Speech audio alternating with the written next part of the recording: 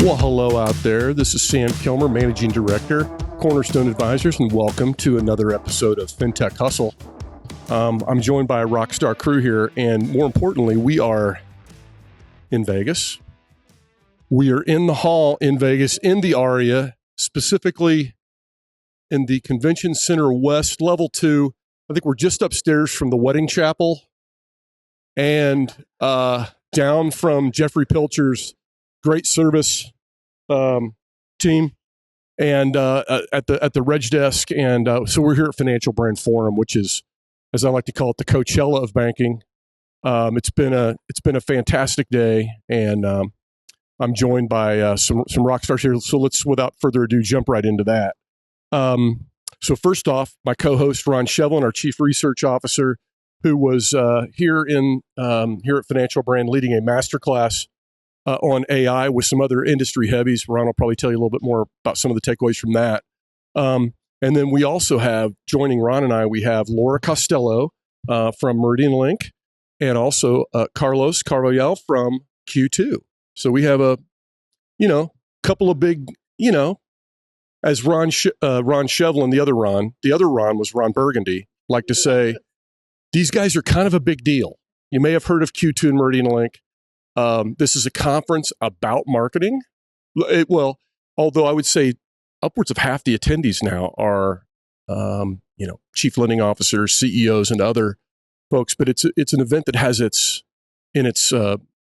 spawning, if you will, a marketing viewpoint. And so we thought it would be a really good idea to get some perspectives of some of the heavies of marketing inside the industry. And so welcome, Carlos, and welcome, Laura. Thank you. So I'm already losing it. And I swear it's not a hangover, even though this is Vegas. Yeah. Oh, yeah. I should have had them leave the name tags on, but we were afraid of reflections off the name tags. But instead, what we should have been afraid of was me forgetting their names, which is way more awkward if we can be really honest about it. Okay. So it is the icebreaker. Now it can only get better from here. Okay. So I think one of the things that I just am devilishly curious about, since you're both, sort of veteran industry marketers, is like, what does a day in the life look like for you guys when you're out, out there doing your day to day? I don't know if you want to give it a shot first, Carlos.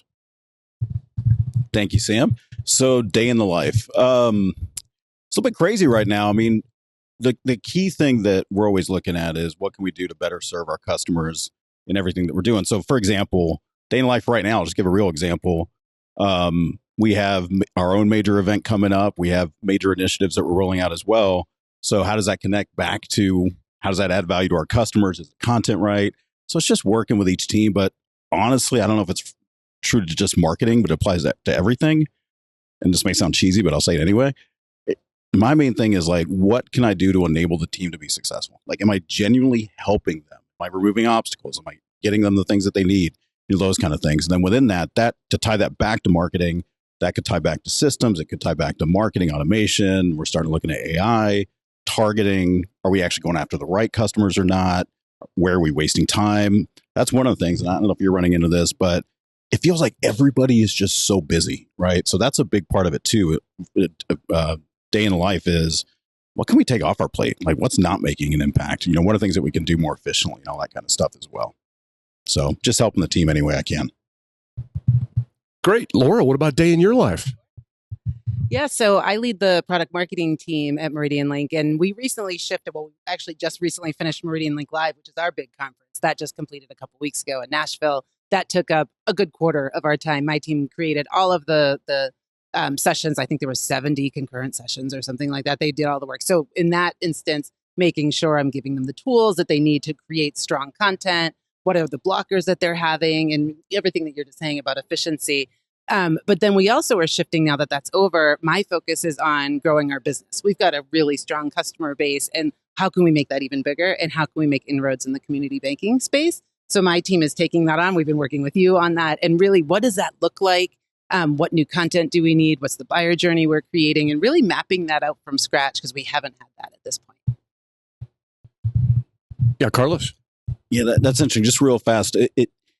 we talked a little bit about this earlier, but just the evolution of marketing over the last even 5 to 10 years as being a critical part of the revenue engine and the sales engine, right? And I think that's a key part of what we look at. And as far as when we talk to marketers here, that connection that's stronger into how are we growing deposits, retention, all those kind of things come into play more than ever. So it's really interesting to see that too.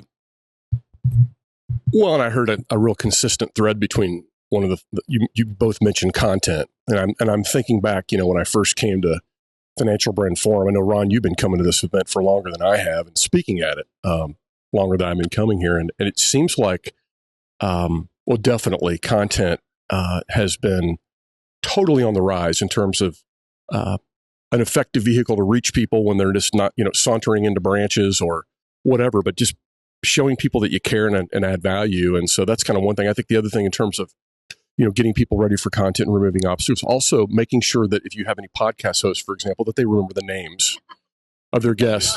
So I think we can both agree that would probably a good thing to do. But Ron, I'm just curious, you've been coming to this event since forever.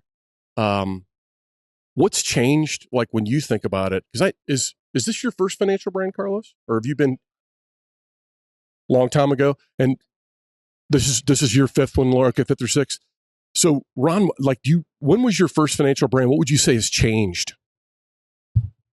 My first financial brand forum was the first financial brand forum.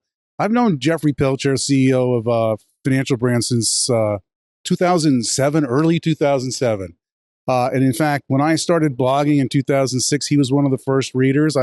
He would comment a lot, and I was like, this is a bright guy. And the funny thing is, and I hope he remembers this, like late 2007, I got a phone call from a guy who goes, Ron, it's Jeffrey Pilcher. Like, oh man, I've never actually talked to you in person before. He goes, let's start a website.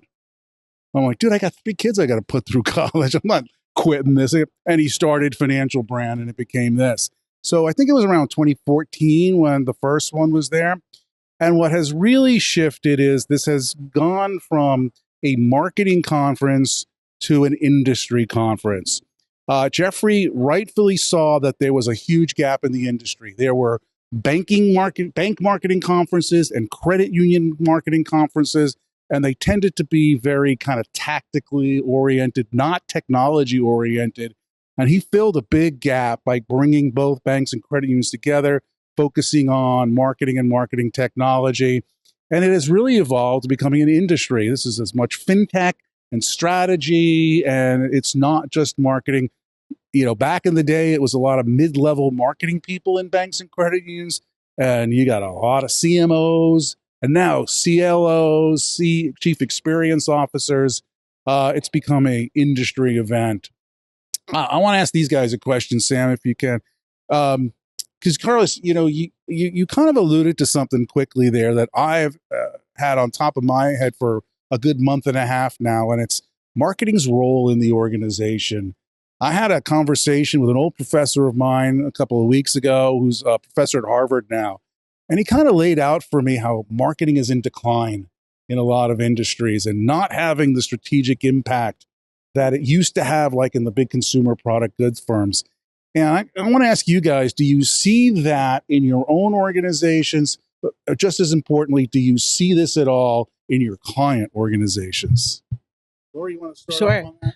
I definitely do not see it in our organization. Since I came on board at Meridianlink, I think it was 3 years ago, the team has definitely at least doubled, maybe tripled since I joined. We've got a new CMO who's really focused. We are all focused on building pipeline. It's really focusing on sales in a much different way than I've focused in the past. I think that's one thing I'm seeing as a difference is it's not just putting out good content and then like crossing your fingers. It's putting out good content and really making sure it's driving pipeline and moving from there. So I'm definitely seeing it's not going backwards. If anything, it's growing and becoming more important. What about financial? Probably, I don't know that I'm seeing a huge difference either. I think if anything, it's more just staying the same. I haven't seen a huge increase or a decrease, at least with our customers at this point. Got it. I'll start with the customers, and just speaking openly, I think it's a little mixed. I think there is strong interest and demand in improving marketing, But I think some, especially in the smaller community banks and credit unions, they're trying to figure out how to get there, right? Because the teams are pretty small. It's not like they have really strong data competencies or digital marketing competencies, even for that matter. So there's a recognition that they want to get there, but they're not exactly sure how to get there. And that's one area that they need help. On the Q2 side, definitely not seeing that. Quite the opposite. I have this fundamental belief that marketing can and should be a force multiplier for the company, because it's one of those things, whether it's a product launch, whether it's demand gen, whether it's just brand. Take this event that you talked about. It is something that creates energy. It's something that creates a lot of excitement in the company for everybody. And if you can keep doing that over and over again while you're driving demand, while you're sharing stories about your customers that are amazing and the impact they're making on their communities and more, it makes the engineers feel better about the products they're building when they know the impact it's making on a human being in a community. And then you can rewind that all the way back through the support organization, the delivery organization, the product organization, the sales organization, and more. So I'm not seeing it, but if you can't connect back at some level to data and results, it's like, hey, we spent X amount of money. Like, what are we actually getting out of it? And then there's going to be a problem. So we've put a ton of time into our data infrastructure, and we still got a ways to go. There's always room for improvement, but that's really key, because if you can't demonstrate ROI, you're going to have a problem. To make a comment on that, I mean, I think one of the things, Laura, you mentioned pipeline. Historically, pipeline was the domain, rightly or wrongly, of sales. And in the banking world, that would be what? Lenders, or heads of payments, or maybe heads of retail. Whereas marketing was sort of pre-pipeline, or you say top of funnel or something like that. And I kind of feel like people are having these whole pipeline conversations now, where it's just like, I don't want to have two pipeline conversations where there's top of funnel brand and then there's bottom of funnel deal, right?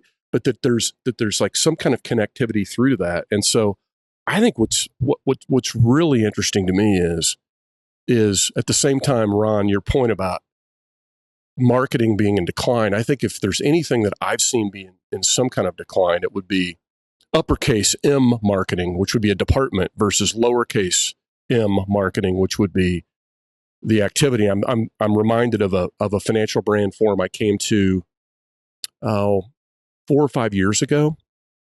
And I was meeting a CEO of a large credit union here, and we were talking about a merger that we were working on with him. And I asked him, I said, I'm just curious why you're here. Like, why are you at this event? And I thought his answer was really insightful, which was, he said, look, I'm a finance person.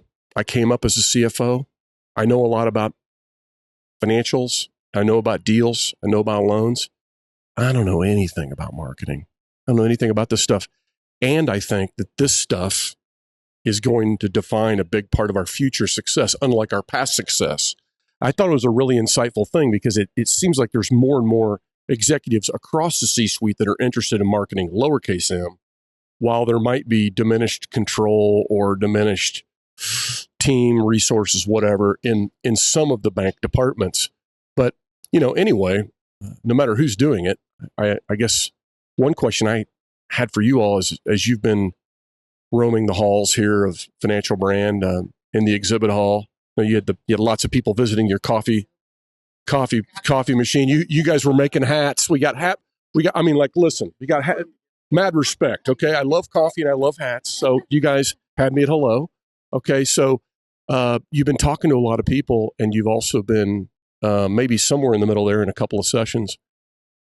What topics or threads or conversations have you heard here that really maybe stuck with you, that like, hey, this is either a new topic or maybe something that's coming back that really kind of captivated you, or do you think is kind of driving some of the conversations you're all having? Anyone want to go first?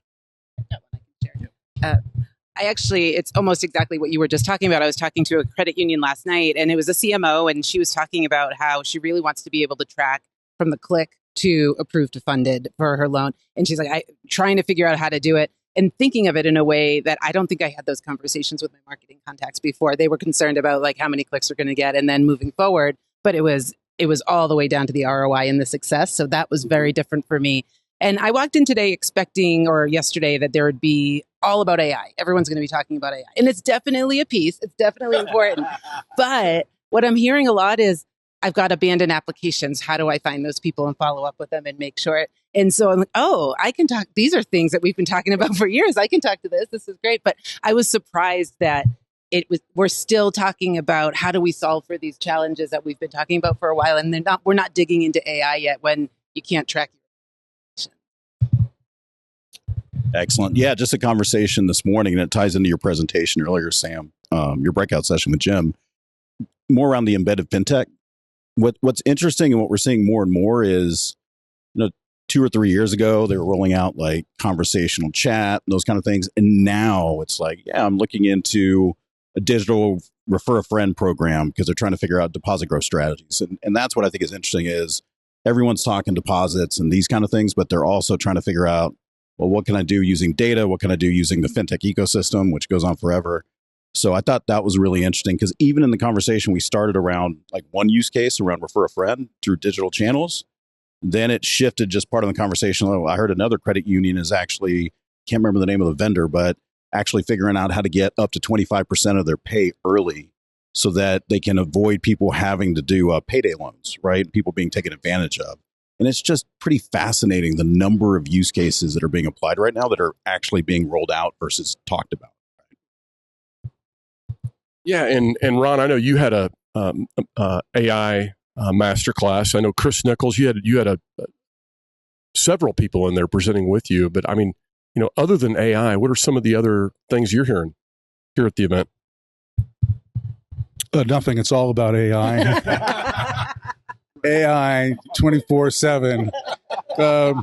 Listen, after doing that session, I think people think I don't know anything but that.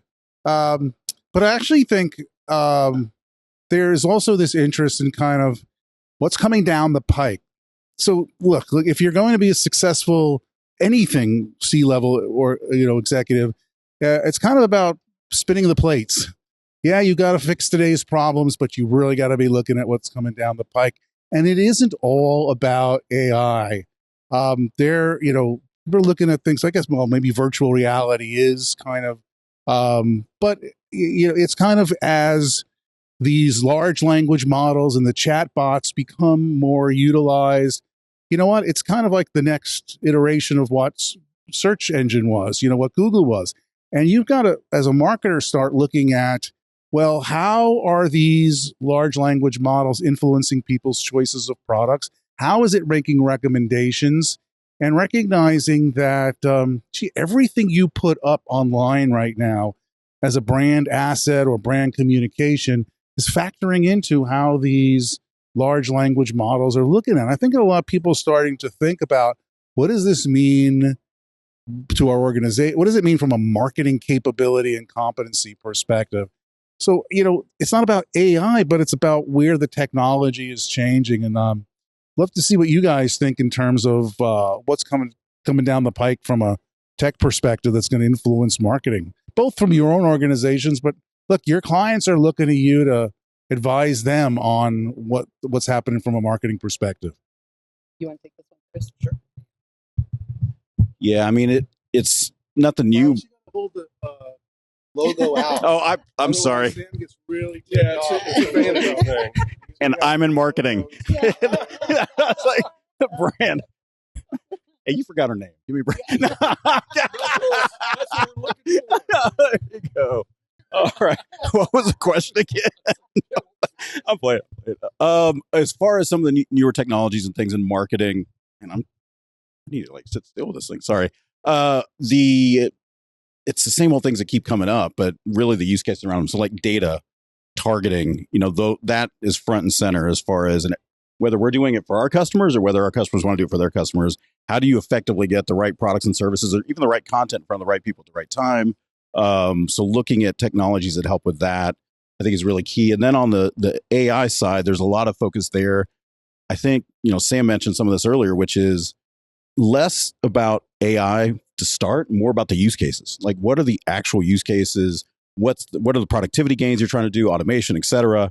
We're seeing a lot of things in commercial banking in that area, but we're also seeing some in consumer. So, but it kind of starts with the business outcome and the use cases, and then you work it back from there. Yeah, and I think similar to what you're saying, the conversations we're having are all around personalization.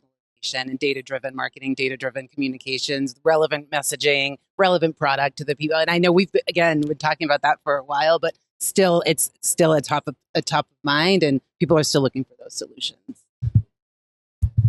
Yeah, I think one of the things that I heard coming up in the hall was people developing and industry providers. I was talking specifically to James Robert Lay and also to James White over at Total Expert. And one of the conversations that we got into that is sort of like I'm seeing in the hall is people that are developing not just use cases, but almost productizing around things that can go easily down market to let's say a $500 million credit union that doesn't really have any data people. It's like, okay, so we can come up with ideas that people can go execute, but the problem is they don't have anybody. And when they don't have anybody, that's a problem. So the more that you can almost kind of like do the work for them, package it up, and get it ready, if not to do the work, to give them something to react to so that they can riff off of it and go, oh, okay, yeah, that's a great idea for mortgage customers. Yeah, it turns out mortgage isn't that important to us, but I could see doing something like that for some new checking accounts, where they're just changing it around just a little bit, and then they can plug it in without having to develop it from scratch because they just don't have anybody around the shop, doing it. We're talking about marketing in decline. Maybe it's not in decline, but it may not be that they're getting a lot more people, let's just say, on their team. So they're just having to move people around. I am curious, given that you guys are both hosting your own events, you're here talking with lots of people, and would love to get your sense for, things that you see working well and not working well in the industry. I think we're always just kind of learning from each other. I always like to say people come to consultants asking for best practices, but what I find that they really like are worst practices. Like they want to know, okay, what really effed up bad so that I can learn from it and maybe even get a great idea from it. What do you think? Is there just something that you think is working really well right now in the industry that just strikes you as just really humming along, or, let's just call it a best practice or something that's working really well? One of you jump in? Working not well, if I can go that direction. Okay, yeah.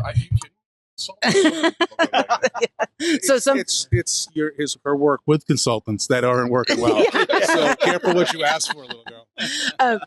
This was what came up over and over again last night, was that people have multiple providers. They're not speaking to each other. They can't get to the answer of what's working, what's not working. And there's lots of ways that you can get those to be integrated. And people seem that they're just struggling. They're so tied. Their hands are feeling so tied that they're not sure where to go to solve for that. And so what was great for us is having conversations of different ways, whether it's with us or with other folks, of how you can tie those together. And it's really not that complicated. But the fact that was almost every conversation, people not able to connect the dots, is clearly that's still a challenge. Great point. As far as working well, I touched on it earlier, but the advancements that we see in the embedded fintech world as far as deployments of technology that are actually making a difference for the FI and for the communities as well, I think is working really well. We're seeing that just pick up really fast on the embedded fintech side. What I'll say is not going to work well, and I'd love y'all's thoughts on this, is waiting. Like for the financial institutions that are kind of sitting back on AI, I don't want to deal with this right now. The regulators, I'm not really sure about the data side of this, the targeting, the personalization. We're talking to financial institutions about Gen Z. We'll deal with that later, right? So I think waiting is going to cost FIs a lot, right? Because they're just, I think it's time, right, on a lot of these fronts. First off, I love that term, embedded fintech. I don't know who came up with that, but I'm really into it. No, yeah. I had a question for the two of you, though, and I hate to go back to an earlier conversation, but I don't think you need to convince anybody that content marketing is important. That's a done deal. But what kind of content specifically is working well for you, or have you said, gosh, this isn't resonating?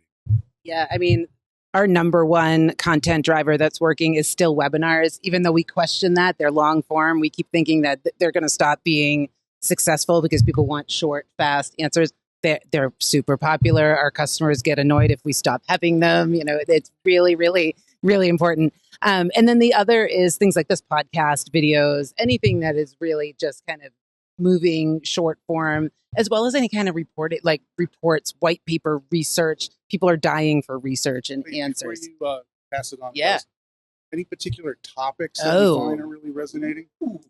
I think what we're finding is the growing deposits, what you just said. And part of that could be because we're putting a lot of effort into that. But when we're looking at, what is being downloaded the most, what's being watched the most, it's always tied to the growing deposits. Yeah, as far as types of content, it varies quite a bit. Now I'm paranoid, like staring down at this thing. So as far as, growing deposits, that's a great one. Looking at it broadly, payments and payments innovation, given everything that's happened in the payments world, is a really hot topic, and we're seeing a lot of engagement with that. Frankly, we're talking about deposit growth, and it goes beyond deposits, is small business. Like, we're seeing a lot of credit unions, community banks looking at, like, we have to get into small business banking and actually figure that out, and bank the operators. So a lot of the content around small business best practices, how do you actually start a business banking practice, and all those kind of things come into play. Then, as you'd expect, Gen AI and AI in general, hot. And then, to your point, podcasts and webcasts still work really well. Fraud. You're saying fraud's a huge topic.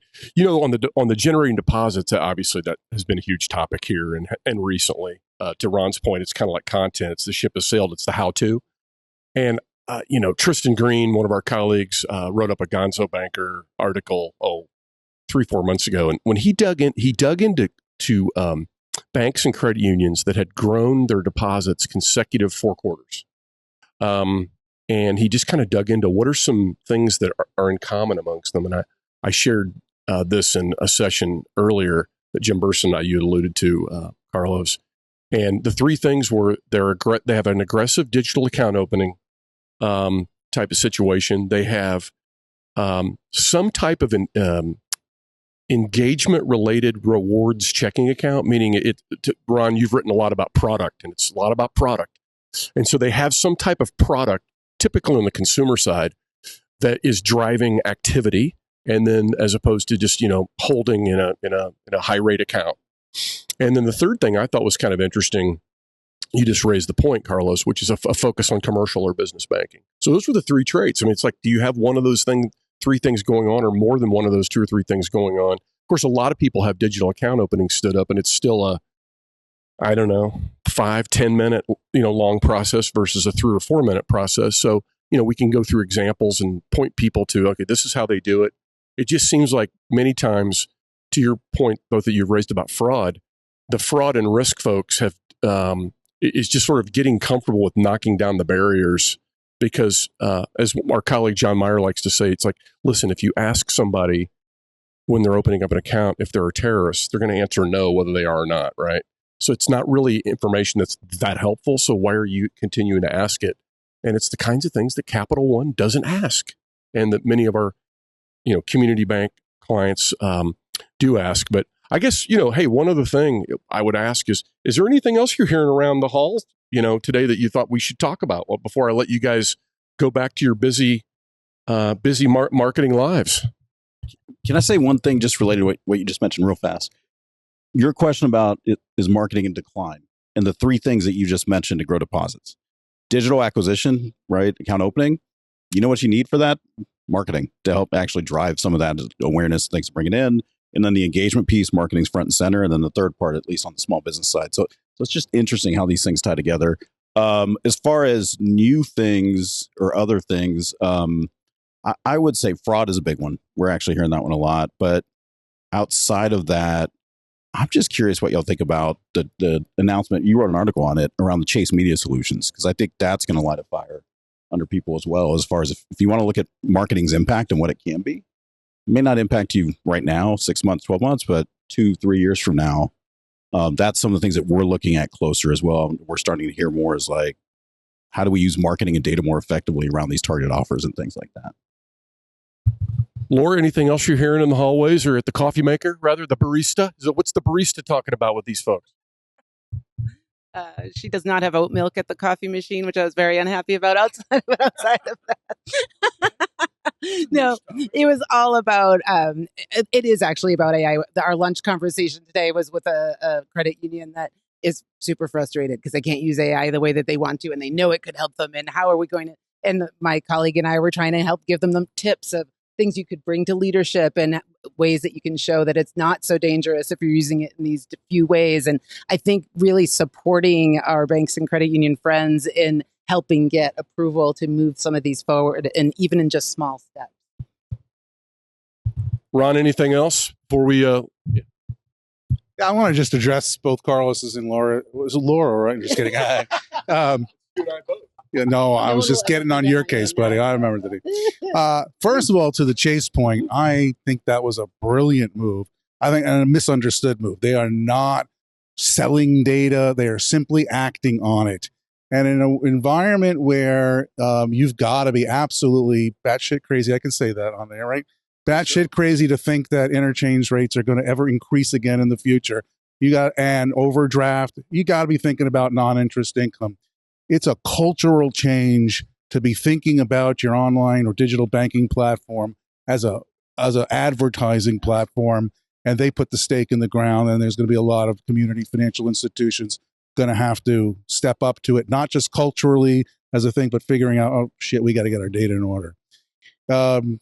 And so I think that's the thing. Now, the AI point, the session that I had the other day here, actually was yesterday, but it feels like it was 8 days ago at this point. And no, I didn't drink that much last night. I did get to meet Jim Gaffigan though, so that was a big highlight last night. But the message, hot pockets. The message of the session was really about, look, for all the hype and all the scared stuff, the AI is about accelerating human productivity and creativity. And my kind of guidelines for this is that you've got to drive bottom-up experimentation with top-down risk management and guardrails. These are not digital account opening systems. These are not loan origination systems. It's akin to spreadsheets. They're tools that people figure out how to use to get their job done. You can't capture all of the potential opportunities. And it's like 40 years ago when spreadsheets, really became popular, and you had the power users who knew how to write macros and then developed them for other people. But then the skills rose. Got to drive the utilization bottom up. You got to drive the risk management top down. The friends we had lunch with had gone to your session and they brought up the spreadsheet story. So your message is resonating, just so you know. Yeah, I think one other thing that one of my big takeaways is just getting specific with examples that people can react to. Ron, to your point around interchange declining, I think one of the things that I'm trying to be very mindful of is when we're talking with banks and credit unions or folks in the fintech community is complaining about the regulations, complaining about interchange being under pressure. Okay, let's just all agree it's all going to continue to get worse. Okay, what the hell do you do about it? Give me 3 examples. If I don't like all 3 of them or any of them, at least it might give me an idea for a 4th or a 5th. But care enough about people to be specific, whether it's in content or it's in an example on stage or whatever. And I think I've seen and heard that here, so that's good. I'm really, really thankful that you guys took some time to join us. And I should also point out, this is you also have earned this is like a bit like a LinkedIn badge, I think. But it's physical. It's not just virtual. This is a coveted double album coaster set. Don't try to put a needle on these and play them. That will hurt your stereo. But you can put your bourbon on it or your glass of red wine. And you betcha. And thanks again for joining us. And hey, thanks everybody for joining us out there. And hope to see you again on another episode of Fintech Hustle sometime soon in a hallway near you, or perhaps again in Vegas. See ya.